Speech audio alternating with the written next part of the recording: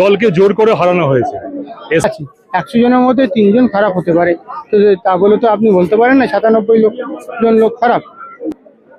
গদ্দার, যারা গদ্দারি করে, দুজনের নাম বলবো, ব্রত বন্দ্যোপাধ্যায় এবং স্বর্ণমোহন রাজ ছেলে সন্দীপন সাহা। ফলে দুর্নীতি রয়েছে, এটা তাদের মনে হয়েছে এখন, আগে কেন মনে হলো না? করেছে তারা ঘরের ভেতরে।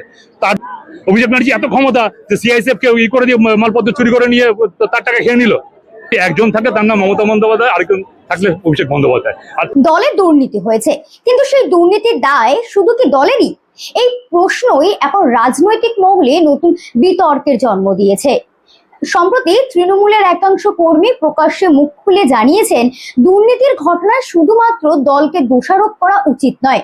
তাদের বক্তব্যে উঠে এসেছে একাধিক গুরুত্বপূর্ণ বিষয়, যা নিয়ে শুরু হয়েছে রাজনৈতিক আলোচনা। ঠিক কি বললেন তারা, শুনুন তাদেরই মুখে সম্পূর্ণ বক্তব্য। দলের এখন দুঃসময়, যে সমস্ত নেতা বিধায়ক মন্ত্রী যারা একদম দল ছেড়ে চলে যাচ্ছে, তাদের উদ্দেশ্যে প্রথম কথা বলি, আপনার প্রথম কথাটাই ভুল। দলের দুঃসময় তো এটা নয়, দলকে জোর করে হারানো হয়েছে এসআইআর করে, এবং তারপরে গণনার দিন, কাউন্টিং এর দিন, নিজে আমি কাউন্টিং এ ছিলাম, অত্যাচার করে, স্লো কাউন্টিং করে, জোর করে 10% ভোট চুরি করে তৃণমূলকে হারানো হয়েছে। তাতেও আমরা 41%, ওটা অ্যাকচুয়ালি 51%। আর যে 46% নিয়ে এত গর্ব করছি, এত ভাঙচুর, এত কিছু, ওটা আসলে 36%, 10% কম। এটাই হচ্ছে আসল ব্যাপার। আর নেতা কর্মী তো সারা বছরই এদল ওদল করতে থাকে, যার যেখানে পছন্দ হয়। কেননা 2021-এ আমরা যখন 213টা সিট নিয়ে এসেছিলাম, তখন বিজেপি 77টা ছিল, সেখান থেকে প্রচুর লোক আমাদের দলে এসেছিল। তখন লাস্টে ওটা 60% এরকম হয়ে গেছে, জানি এক্সাক্ট ফিগার বলতে পারবো না। তো আসা যাওয়া লেগে থাকবে। তবে গদ্দার, যারা গদ্দারি করে, দুজনের নাম বলবো, ব্রত বন্দ্যোপাধ্যায় এবং সাহা। কি নামটা ভুলে গেছি, এটাকে নাম স্বর্ণমোহন রাজ ছেলে সন্দীপন সাহা। এই দুটো গদ্দার ছাড়া আর বাকি 78 জনই আমাদের সঙ্গে আছে। সব ঠিকঠাক হবে। দলের দুঃসময়, এটা দেখতেই পাচ্ছেন, দুঃসময় হলে এই ক্রেজটা হতে পারতো না। আর ওই দিন সোনারপুরে যা হয়েছে দেখতেই পেয়েছে, লোকে অভিষেক দাকে হাত জোর করে সমর্থন জানাচ্ছে। কারণ ওই ঘটনা ঘটে যাওয়ার পর অভিষেক দা মাথায় হেলমেট পরে হেঁটে যাচ্ছে, প্রণাম করতে করতে লোকে বাড়ির থেকে তাকে প্রণাম করছে। আর পিছন থেকে ওই 2-4টে বিজেপির রামছাগল, হারমাদ, জল্লাদ, তারা চোরতে স্লোগান দিয়ে। চোরটা কে? অভিষেক ব্যানার্জি কি এত বছর ধরে ইডি সিবিআই একটা কেস দিতে পারলো না? 14 বার করে ডাকছে, কথা বলছে, জিজ্ঞাসা করছে। আর আমরা যাকে চাক্ষুষ দেখেছি ক্যামেরার সামনে 5 লাখ টাকা ঘুষ নিতে, সেই শুভেন্দু অধিকারী আজকে তাদের দলে গিয়ে তাদের মুখ্যমন্ত্রী। ধিক্কার। এই যে তৃণমূলের নেতারা বলছেন যে হ্যাঁ দুর্নীতি হয়েছে, তারা তো বলছেন তাদেরকে কাজ করতে দেওয়া হয়, বিভিন্ন অভিযোগ। দল থেকে দুর্নীতি করতে কেউ পার্সোনাল ইন্টারেস্টে কেউ দুর্নীতি করতেই পারে, তার দায় দলের নয়।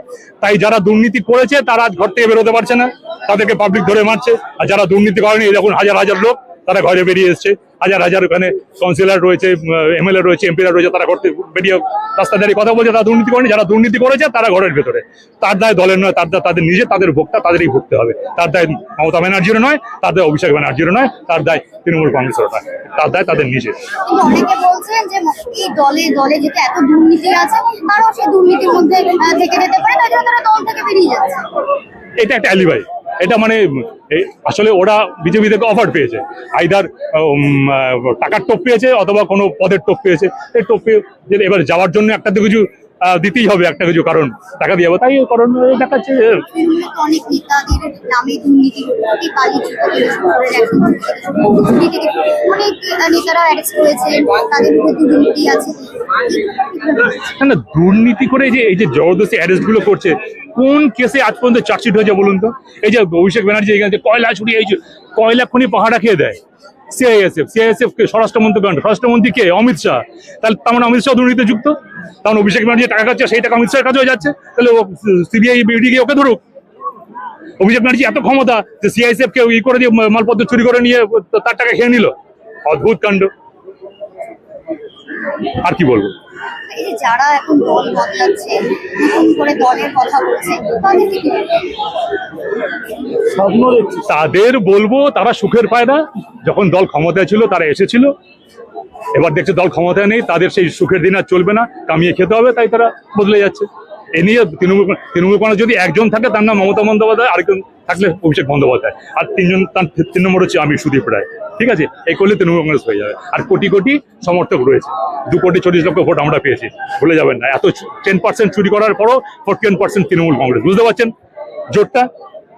আস্তে আস্তে হবে। আজকে দিদি নেমে গেছেন ময়দানে, এরপর থেকে দেখুন কি হচ্ছে। হ্যাঁ আছে কিছু, শুনুন কিছু দুর্নীতি আছে, বলবো না যে সবাই খারাপ বা সবাই ভালো, বলবো না, কিছু আছে। 100 জনের মধ্যে 3 জন খারাপ হতে পারে, তো তা বলে তো আপনি বলতে পারেন না 97 জন লোক খারাপ হবে। কিছু লোক খারাপ, তারা এখন সেই খারাপ ধরা পড়ছে, মানুষ ভয় প্রকাশ করছে, সেই জন্য পুলিশ ব্যবস্থা নেবে, আইনি ব্যবস্থা নেবে প্রমাণ হলে। দলের এখন দুঃসময়ে যারা দলকে ছেড়ে চলে যাচ্ছে, বিভিন্ন অভিযোগ করছে দলে প্রচুর দুর্নীতি হয়েছে, দলে দুর্নীতি হয়েছে, এটা তাদের মনে হয়েছে এখন, আগে কেন মনে হলো না? তৃণমূলের সিম্বলটা ছেড়ে আর দিদির ছবি ছেড়ে যদি একটা জায়গায় একটা বিধানসভায় দাঁড়িয়ে দেখাক না যে আমার কথায় মানুষ কটা ভোট দেয়, বলুন। আমি কাউকে চ্যালেঞ্জ করছি না, আমি একটা সাধারণ কর্মী হিসাবে বলছি, তারা দ্বারা দিদির ছবি ছাড়া এখানে কেউ জিততে পারবে না। দিদির ছবিতে ভোট হয়নি, দিদির ছবি থেকে ভোট দেয়। দিদির ছবি দেখে আপনারা বলছেন ভোট হয়নি, দিদির ছবি দেখে যে 2 কোটি কত লক্ষ সামথিং, আমার মনে পড়ছে না, তো যেই লোকগুলো ভোট দিয়েছে তারা কি দিদির ছবি দেখে ভোট দিয়েছে? বলুন, তারা তো ভোট দিয়েছে দিদির ছবি দেখে। কিছু ভোট তো হয়নি, ভোট কি ঠিকভাবে হয়েছে বলুন? একটা ভোট করানোর জন্য 2.5 লাখ সেন্ট্রাল পোস্ট, একটা ভোটে 2.5 লাখ সেন্ট্রাল পোস্ট লাগে না। যদি 2.5 লাখ ভোটে, 2.5 লাখ যে আপনি বলছেন 2.5 লাখ সেন্টার সারা হয়েছে, যদি তৃণমূল জিতে যেত তাহলে তো আপনারা বলতেন যে হ্যাঁ ভালোই হয়েছে। শুনুন, একটা বিধানসভা ভোটে রাজ্যের ভোট দিতে দেওয়া হতো না, বাড়ি থেকে শুনুন, সাধারণ মানুষদের ভোট দিতে দেওয়া হতো না, সেটা সামান্য কিছু জায়গায়। 294টা বিধানসভায়, 3-4টে বিধানসভায় যদি মানুষকে ভোট দিতে না দেওয়া হয়, সেটা তো 294টা বিধানসভার মধ্যে পড়ে না। পরে কি যে আপনি 294টাকেই বলবেন যে ভোট দিতে দেয় না? আপনি চলুন আমার সঙ্গে কামাহাটি, সেখানে মানুষরা নিশ্চিন্তে ভোট দিতে পারছে। এখানে বিধায়ক মদন মিত্র, মানুষ নিশ্চিন্তে ভোট দিচ্ছে, রাস্তায় বেরিয়েছে। মদন মিত্র 6,000 সামথিং ভোটে জিতেছে। সেখানে তো হিন্দু এলাকায় তো অনেক মানুষ ভোট দেয়নি, তো তারা কি ভোট দিতে পারেনি? তারা তো নিশ্চয়ই অন্য জায়গায় ভোট দিয়েছে।